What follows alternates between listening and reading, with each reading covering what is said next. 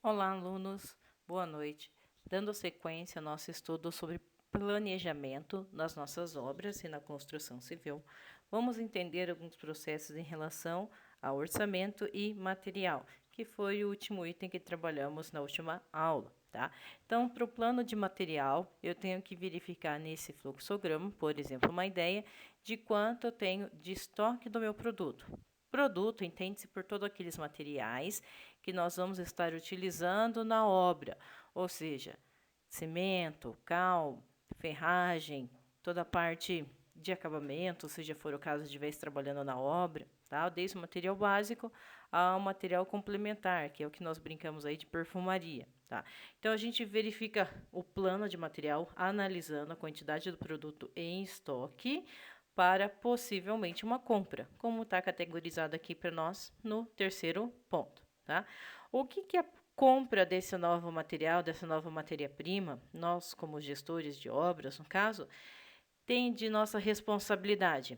Primeiro, proporcionar e realizar orçamentos de matérias-primas. Nós precisamos, aí normalmente as empresas falam, no mínimo 3 orçamentos, no mínimo 3 sugestões de compras. Mas, infelizmente, aí, devido a alguns preços muito similares e parecidos na concorrência, é bom a gente acabar fazendo um pouco mais. Normalmente, por prática, hoje na obra, nós fazemos até 5 orçamentos, verificando desde materiais empresas pequenas a empresas maiores, para possível negociação em função do volume, em função da quantidade de material que será feita a compra. Um segundo item dentro do plano ainda de compra é o orçamento de mão de obra direta. O que é esse direta? Significa que eu possa precisar de algum colaborador específico de forma temporária. Por exemplo, o engenheiro eletricista. Um outro exemplo, parte de encanamento. Eu preciso, então, de alguns colaboradores que eles venham executar algum tipo de serviço específico.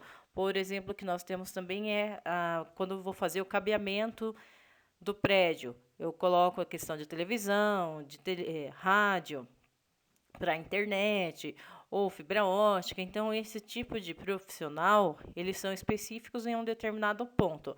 Então, quando eu tenho esse trabalho, que muitas vezes pode até ser terceirizado, a gente contrata como mão de obra direta nessa situação. Orçamento de custos indiretos de produção. Então, são outras atividades, tá, que eu posso precisar, não só no campo, mas também de serviço. Por exemplo, contratar alguém para fazer algum planejamento, fazer algum desenho ou terceirizar alguma outra atividade, como vistoria de obra ou técnico de segurança do trabalho temporário, tá, para substituir alguém. Então, aqui a gente considera também os indiretos substituições. Se algum colaborador precisar ficar se ausentar, eu vou contratar um segundo, tá? Por que ele entra tudo como itens de compra? Porque ele vai desenvolver, necessitar do dinheiro da empresa. Por isso que nós falamos planos de compra. Eu vou comprar a mão de obra, vou comprar o produto. Então, estou desperdiçando dinheiro. Por isso, a necessidade, então, de entrar nesse item. O segundo slide aparece para nós como uma responsabilidade do planejamento que entra verificar, então, os níveis de estoque, tá? Só trabalhando com material, como nós já vimos, quantidade de produtos que eu tenho de todos eles, estabilidade do ritmo de utilização da mercadoria. Na aula passada, eu comentei com vocês que pode ser que ocorram momentos que eu precise dar uma acelerada no projeto. Então, vamos dizer que possa ter atrasado algum elemento da obra ou alguma parte da obra em função de chuva, que é muito comum, tá? Normalmente, infelizmente, também ocorre atraso devido à falta de matéria-prima, de mercadoria.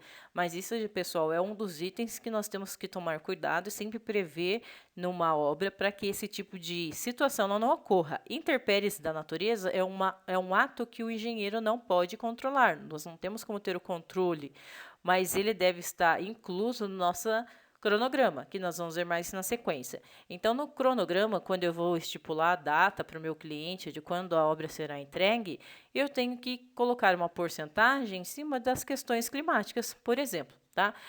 Quando ocorre alguma situação como essa, que não é controlada, como é o caso de uma chuva, por exemplo, a gente tem na obra ritmos de pico acelerado, ou seja, eu posso contratar uma mão de obra, uma quantidade de funcionários a mais, para trabalharem, por exemplo, 10 dias, 15 dias, e contratos temporários.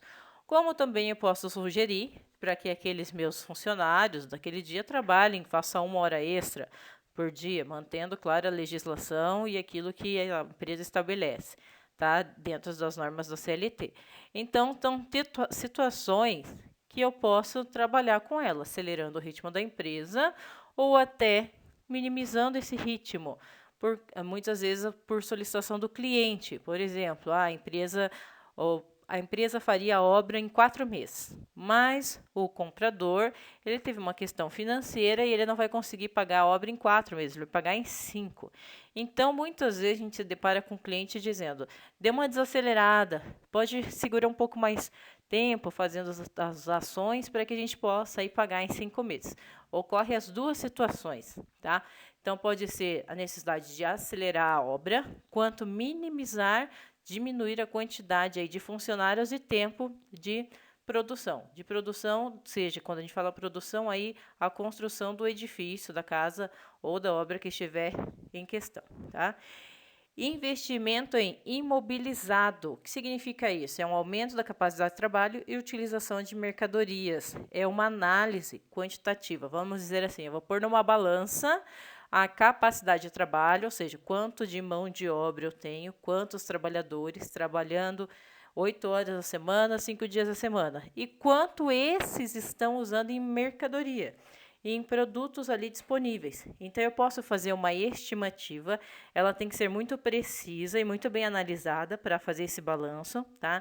De entender quanto aquela área, aquele setor, que está, por exemplo, trabalhando com concreto, outro com a ferragem, outro com a hidráulica, quanta mercadoria, em média, eles usam num dia, numa hora de serviço, para que eu já faça uma estimativa dos possíveis produtos que eles irão utilizar. Porque a matéria-prima disponível essa semana, ela vai ter que estar a semana que vem também. Então, para saber quais são aqueles elementos que nós vamos precisar comprar, substituir. No terceiro slide, nós temos aqui uma pirâmide simbolizando todas essas informações. No centro dela encontra-se o plano de produção ou construção da nossa obra, tá? A construção da nossa obra ela interfere em 3 principais pontos: compra, estoque e utilização, tá? Compra, ela está no topo, porque sem a compra do material, eu não tenho obra. Então, a necessidade, é uma forma, pessoal, de mostrar como é importante não ter ausência de produto, não acabar o produto e eu ficar com a mão de obra parada ou ausente em função de matéria-prima. Tá? Então, a compra ela está na raiz, ela está, vamos dizer, no pico da nossa pirâmide para mostrar a sua importância. O estoque é uma das bases, ou seja, o estoque ele é importante para que ocorra o ciclo. Tá?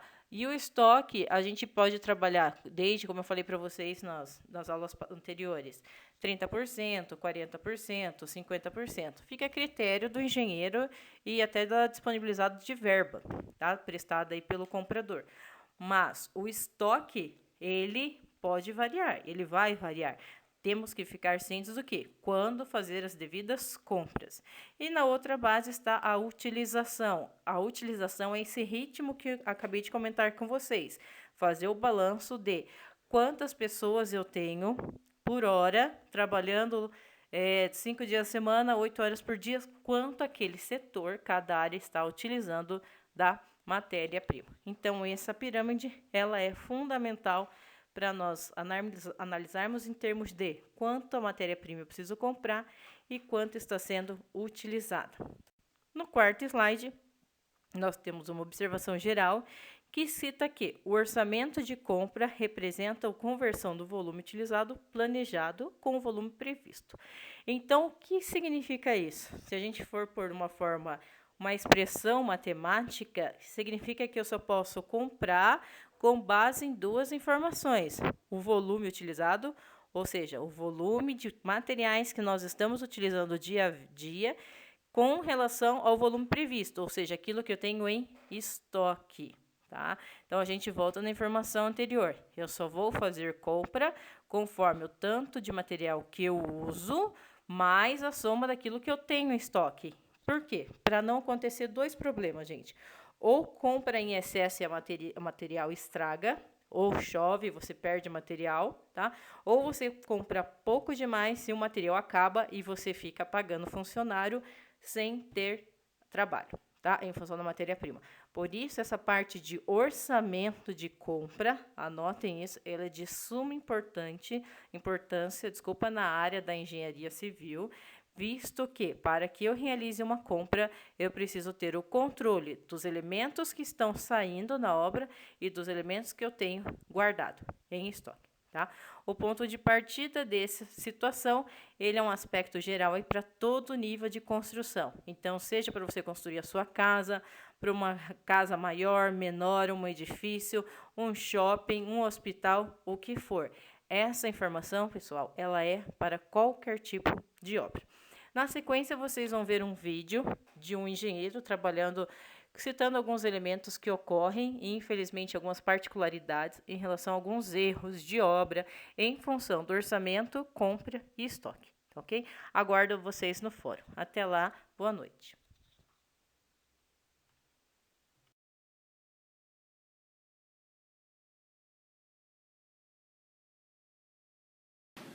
Ok, um profissional da construção civil, ele está muito ambientado, acostumado normalmente a lidar com orçamento de obras, gestão de custos, ele convive com esses temas. O planejamento, ele chama a atenção do profissional para a gestão do tempo, para o gerenciamento do tempo, para procurar encaixar o sequenciamento das atividades que ele terá que desenvolver durante a obra. Normalmente não se presta muita atenção a isso e as coisas no canteiro da obra fluem de uma maneira desordenada ou não tão boa. O profissional que tem conhecimentos de orçamento, ele aprende a fazer o planejamento do seu tempo de forma a obter um cronograma confiável. Ele passa a trabalhar com mais convicção de que as datas de término, de início, a sequência das coisas planejada realmente vai acontecer. Com base nisso, todos os procedimentos técnicos e administrativos podem ser desenvolvidos com mais tranquilidade, com mais até competência, porque existe tempo e existe um trabalho em equipe que vai solucionar diversos aspectos do plano da obra. Então, o planejamento é produzir um cronograma confiável, tá? E garantir que a obra flua de acordo com esse cronograma que foi previamente pensado. Um outro aspecto do planejamento é o estabelecimento das metas. As metas de prazo, as metas de custo, as metas de qualidade. No planejamento, esses aspectos importantes são todos construídos no papel, pensados pela equipe técnica e organizados e gerenciados da melhor maneira possível, para servir de uma grande meta, de um grande objetivo que a equipe tende de atingir durante a execução da obra. Então, existe uma grande diferença entre uma obra feita com planejamento e uma obra para a qual não foi feito nenhum planejamento. A vantagem de fazer o curso é que esses aspectos, o curso chama a atenção para esses aspectos e orienta o profissional acerca das técnicas que foram desenvolvidas nos últimos tempos, no mundo inteiro, acerca desses tópicos. O que foi pensado para resolver essa questão da organização do tempo e dos custos, do cronograma de custos da obra, da sequência de atividades, enfim.